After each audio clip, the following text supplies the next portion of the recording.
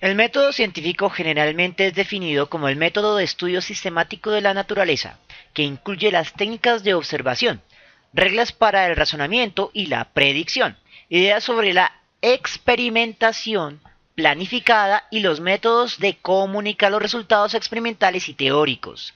El método científico está compuesto por los siguientes conceptos: hipótesis, experimentación, ley y teoría. Es importante no visualizarlo de manera lineal. Las hipótesis no aparecen de la nada o de la observación aleatoria de la naturaleza. El orden en el que se procede a aplicar el método científico dependerá de la necesidad del investigador. Aunque se nos dice que el método inicia con las observaciones, en la actualidad esto cada vez es más raro. Hay que tener en cuenta que nos encontramos en un cierto grado de sofisticación investigativa en todas las áreas del conocimiento, por lo que es más práctico decir que el método debe comenzar con las consecuencias lógicas, aunque aún no investigadas, de alguna teoría científica, que puede traducirse a un modelo de situación concreto. Pero, ¿qué es una teoría? Para muchas personas, una teoría es una suposición no comprobada de un fenómeno determinado y muchas veces utilizan el primer significado del diccionario. De hecho, según el diccionario de la Real Academia de la Lengua, la palabra teoría tiene varios significados. El primero es conocimiento especulativo considerado con independencia a toda aplicación. Este es el significado que le endosan a la palabra teoría y por extensión a la teoría evolutiva, la teoría de la relatividad, la teoría atómica o la teoría del Big Bang, asociando o suponiendo que las teorías no están comprobadas, que funcionan muy bien metafóricamente, pero que no funcionan absolutamente en el ambiente práctico. Sin embargo, existen otras definiciones que muy conveniente olvidan. Sin ir más lejos, el segundo y tercer significado del diccionario de la Real Academia de la Lengua son las siguientes: serie de las leyes que sirven para relacionar determinado orden de fenómenos, y hipótesis cuyas consecuencias se aplican a toda una ciencia o a parte muy importante de ella. Observen bien que aquí tenemos la introducción de otros dos conceptos muy utilizados en la ciencia: la ley y la hipótesis. Ahora bien, dado que una teoría es un conjunto de principios generales, también tienen la característica de aplicarse a situaciones concretas. Una misma teoría puede generar varias posibles situaciones que conocemos como modelos científicos plausibles o hipótesis. Las hipótesis, al ser modelos concretos, pueden traducirse a situaciones concretas, que pueden ponerse a prueba para determinar si una determinada predicción es plausible o no lo es. Estas situaciones concretas pueden determinarse experimentalmente en el laboratorio o en el campo, de formas directas a nuestros sentidos o mediante la deducción de fenómenos secundarios, que pueden ser interpretados a la luz de los modelos en competencia. Una vez que un determinado modelo adquiere un peso experimental firme y una forma matemática concreta, se lo denomina una ley de la naturaleza que ingresa a formar parte de la teoría de la cual surgió. Es común que el afianzamiento de nuevas leyes creen nuevas preguntas, por lo cual la teoría debe crear nuevos modelos para nuevas situaciones. Pero esto no siempre es el caso. Todas las ciencias poseen límites en sus modelos y poseen problemas para la representación de los datos experimentales. Cuando la cantidad de estos fenómenos no explicables es leve, la teoría se mantiene a flote, pero cuando estos contraejemplos son muchos y afectan las ideas cruciales de la teoría, entonces se debe buscar una nueva teoría mediante una revolución científica. Al igual que ocurre con las hipótesis, las nuevas teorías durante la revolución científica deben ser capaces de sobrevivir a las pruebas experimentales bajo dos principios. El primero, explicar lo mismo que hacía la teoría vieja bajo sus nuevos fundamentos clave. Y la segunda, explicar más que la teoría vieja, tomando la mayoría de los contraejemplos y organizándolos de manera coherente. Una vez que una teoría gana, reinicia el estado de normalidad o base de modelos hipotéticos y comparaciones experimentales. Mucho de lo que se hace en los experimentos cuantitativos se reduce a comparar entre grupos de números. Un grupo de números son los teóricos o esperados y el segundo grupo son los datos experimentales. O puede darse el caso de que los dos grupos de datos sean experimentales bajo diferentes condiciones o variables.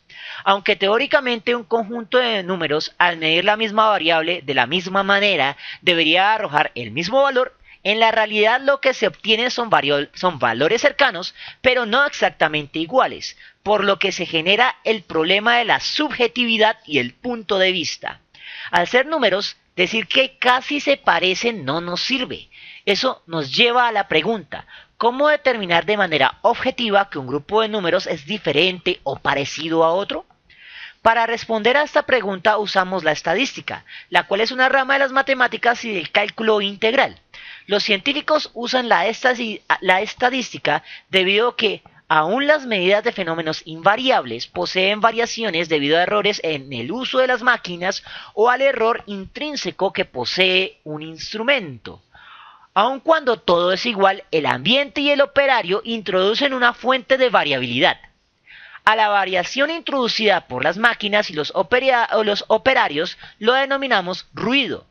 La variación real puede ser sesgada o aleatoria, y en ocasiones el ruido puede hacer difícil diferenciar si una variación es sesgada o aleatoria.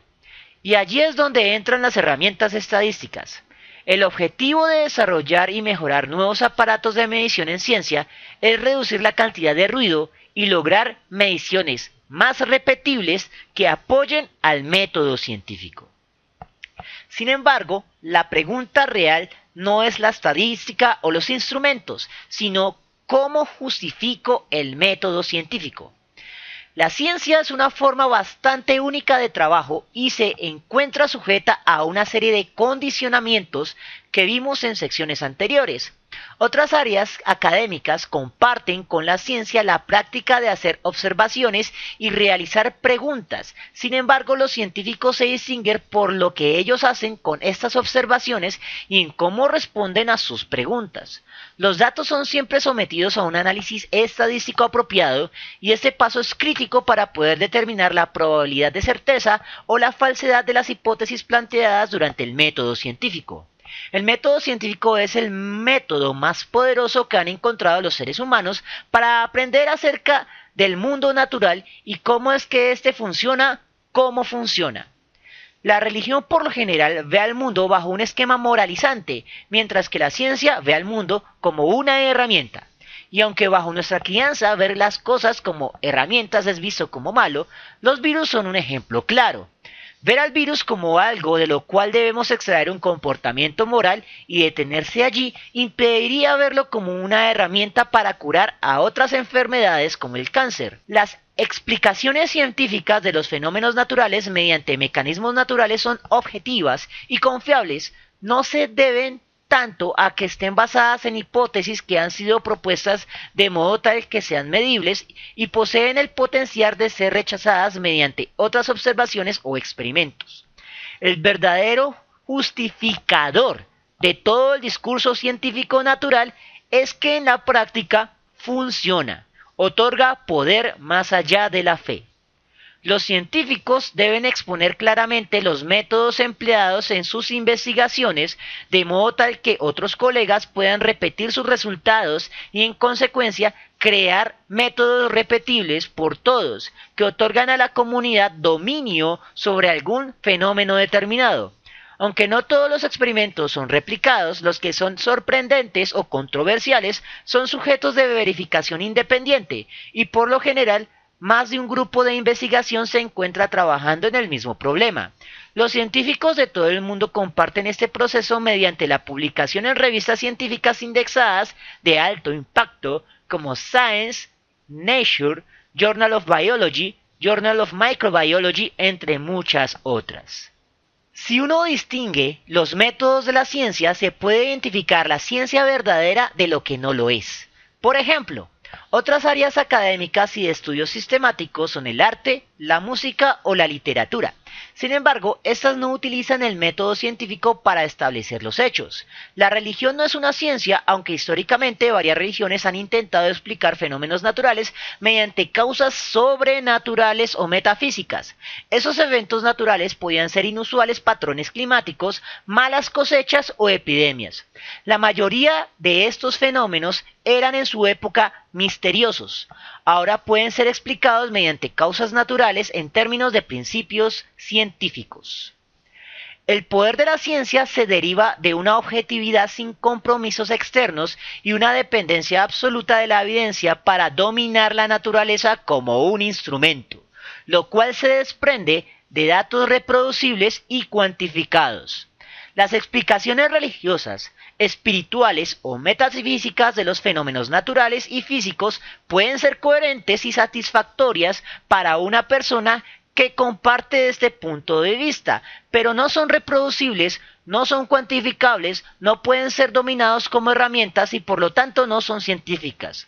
Usar una explicación sobrenatural para explicar un fenómeno natural va en contra de la definición de una ciencia natural. En otras palabras, la ciencia es un juego que consiste en encontrar explicaciones naturales para fenómenos naturales. No existe nada malo en esto, a menos que se intente cruzar la delimitación. Cuando una explicación pretende el epítome de ciencia sin seguir el método científico, lo clasificamos como una pseudociencia. La ciencia describe cómo el mundo es, no cómo debería ser, por lo que no puede ser usada para obtener implicaciones en campos como la ética o la moral. La ciencia es meramente una herramienta y un potencial de acción. Por ejemplo, los avances más recientes en genética y biología del desarrollo nos permitirían en potencia seleccionar desde el sexo hasta otras características fenotípicas de nuestros cuerpos. También está el uso de las células madre embrionarias para el tratamiento de distintas enfermedades degenerativas y de muerte masiva de tejidos como el Alzheimer. La ciencia solo nos dice lo que puede hacer, no lo que se debe hacer. El vasto conocimiento científico acumulado durante las diferentes centurias y distintas civilizaciones nos permite entender, manipular aspectos del mundo natural de formas que ninguna otra especie sobre el planeta puede hacer. Esta habilidad nos presenta como especie y como sociedad retos, oportunidades y sobre todo responsabilidades.